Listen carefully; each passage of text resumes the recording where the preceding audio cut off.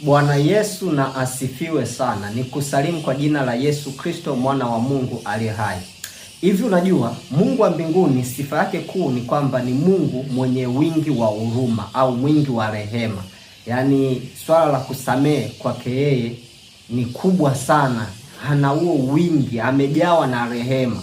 Lakini hivi unajua kuna viwango vya uovu mwanadamu akivifanya, Mungu amsamehi mtu huyo kwa gharama yoyote. Ni kwamba ni dhambi isiyosameeka. Kuna viwango vya dhambi mwanadamu anaweza kuvifanya, vinakuwa vipo kwenye renki vya dhambi ambavyo havisameeki mbele za Mungu, ijapokuwa Mungu ni mwingi wa rehema.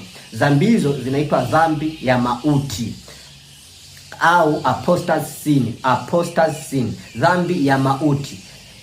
Kwenye Biblia Takatifu, kitabu cha nabii Yeremia sura ya 15, maandiko yanasema hivi: ndipo Bwana akaniambia, Mungu akamwambia Yeremia, hata wangesimama mbele zangu Musa na Samueli, moyo wangu usingewaelekea watu hawa, watoke mbele ya macho yangu wakaende zao. Hawa ni wana wa Yuda, wana wa Israeli, walifanya dhambi, na Yeremia kama nabii wa Mungu akasimama akaanza kuwaombea rehema mbele za Mungu.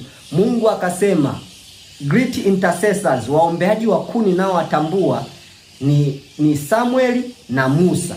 Kwa uovu ambao watu hao wameufanya, hata angesimama Samueli na angesimama Musa kuwaombea rehema, nisingewasamehe. Watoke mbele ya macho yangu. Na hao watu walikuwa wamefanya hii dhambi inaitwa dhambi ya mauti au apostasy sin.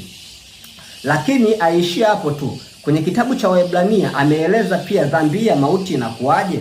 Kitabu cha Waebrania sura ya 6 mstari wa 4 anasema, kwa maana hao waliokwisha kupewa nuru. Sasa sifa za watu wanaofanya hiyo dhambi ya mauti ni hao waliokwisha kupewa nuru, yani wamepewa nuru ya Yesu Kristo na kukionja kipawa cha mbinguni na kufanywa washirika wa Roho Mtakatifu na kulionja neno zuri la Mungu. Wamelijua neno zuri kabisa la Mungu na nguvu za zamani zijazo, na wamezijua nguvu za Roho Mtakatifu. Anasema wakaanguka baada ya hayo, yani wakayajua hayo mambo yote ya ufalme wa Mungu, na baadaye wakaanguka dhambini. Anasema haiwezekani kuwafanya upya tena hata wakatubu. So Waebrania hapa anaeleza kwamba watu ambao wana vigezo ambavyo vya kuto kusamehewa ni watu wa namna hii. Wamemjua Mungu vizuri, lakini baada ya hapo wanamziaki Mungu, wanamkataa Mungu, wameanguka kwenye uovu wa namna mbalimbali na hawataki tena ushirika na Mungu. Anasema watu wa namna hii hawawezi kusamehewa hata wangetubu. Lakini haishii tu pia hapo. Ukisoma waraka wa kwanza wa Yohana sura ya 5 mstari wa 16, ndio anawazungumzia pia kwa uzuri watu waliotenda dhambi ya mauti. Anasema watu hao hata wakiombewa hawasamehewi mbele za Mungu. Waraka wa kwanza wa Yohana sura ya 5 mstari kuanzia ule wa 16, soma vizuri pale, utaona anawaelezea watu hao waliotenda dhambi ya mauti.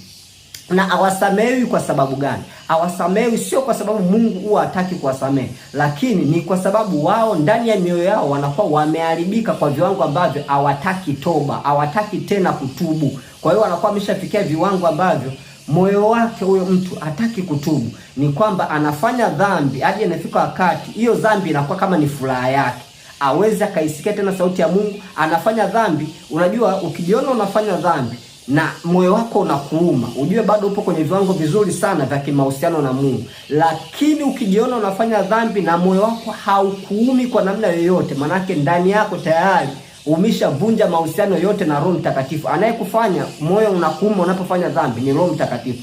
Sasa ukishavunja huo ushirika na huyo Roho Mtakatifu, hata ukifanya uovu wa namna yoyote hausikii majuto. Unazini, hausikii kujuta. Unatukana watu, hausikii kujuta. Unaua, unafanya ubaya wowote na hausikii majuto yoyote ndani yako. Maana umeshavunja ushirika na Roho Mtakatifu. Anayekufanya wewe uwe na ushirika na Mungu na kujiona unahatia unapofanya dhambi ni Roho Mtakatifu. Ukishavunja huo ushirika na Roho Mtakatifu, hauwezi ukajisikia roho ya majuto ya namna yoyote pale unapofanya dhambi.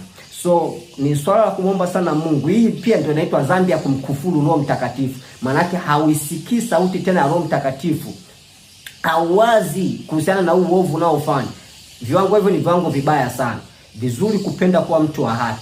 vizuri pale unapojiona unafanya kosa na unaona majuto ndani yako, roho ya majuto inaingia ndani yako, utubu na utamani kuliacha hiyo kosa. Lakini ukijiona mwisho wa siku unaendelea, utafikia kwenye viwango vya hii apostasy sin. Unafanya dhambi na usikii tena majuto ya namna yoyote, na mwisho wa siku matokeo yake wewe unakuwa ni mtu wa jehanamu moja kwa moja. Kuna viwango viwili vya uovu, au kuna watu wa namna mbili pia kibiblia ambao Mungu amesema msiwaombee. Mtu wa kwanza, Mungu amekataza kuwaombea wafu. Kundi la pili, watu waliofanya dhambi ya mauti. Mtu aliyofanya dhambi ya mauti, Mungu amesema msiwaombee kwa namna yoyote. So ni viwango vibaya sana vya uovu. Mungu akusaidie sana usifikie au tusifikie kwenye viwango hivi vya uovu, bali tupende kuwa watu wa haki na toba siku zote.